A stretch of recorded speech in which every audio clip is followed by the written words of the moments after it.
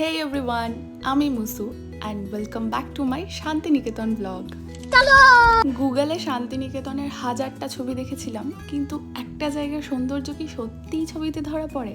হয়তো নয়, কারণ কিছু জায়গাকে শুধু দেখা যায় না, কারণ সেটা অনুভব করতে হয়। আমার কাছেও ঠিক শান্তিনিকেতন এরকমই লেগেছে। আমি পরিপূর্ণভাবে এই জায়গাকে অনুভব করেছি। অনেকবার ভেবেছি যাব, কিন্তু কোনো না কোনো কারণে কোনো দিন যাওয়াটাই হয়ে ওঠেনি।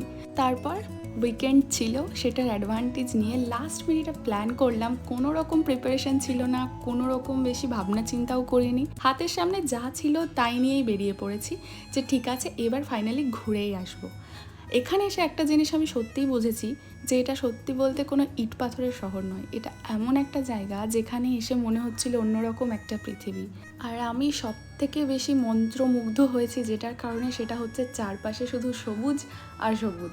আমার এটার জন্য যে কি ভালো লেগেছে।